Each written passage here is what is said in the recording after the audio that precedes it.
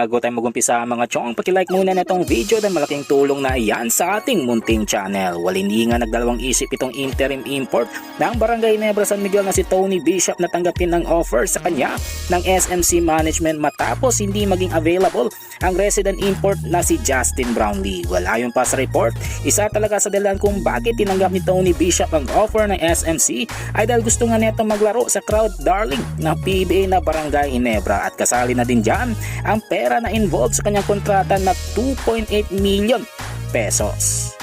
Sa ibang balita, punta naman tayo sa rookie fill-up player ng Terra Firma Jeep, walang iba kundi ang number 1 pick na si Stephen Holt na kumpiyansa sa kanyang bagong kupunan. Ayon pa sa naging interview dito kay Stephen Holt ay sinabi neto na kayang-kaya nilang makipag-compete next season dahil determinado ang buong team na ibigay ang kanilang 100% at syempre maganda at epektibo ang kanilang trainings at team practices. Panguli sa ating balita mga chong, patungkol naman sa controversial player ng TNT Tropang Giga na si Mikey Williams na wala talagang plano na maglaro para sa TNT unless makapagkasunduan sa kanyang kontrata. Ayon pa sa report, dahil wala talagang pakialam itong si Mikey Williams sa TNT Tropang Giga, ay galit ngayon ang ibang TNT players dito dahil money matters lamang ang nasa isip neto at hindi ang kanyang mga kasamahan at mismo ang mother club. Mga chong, nandito na lang ang ating balitang PBA at syempre huwag kalimutan mag-subscribe at i-like itong video bilang pagsuporta. So this is Channel B. Once again,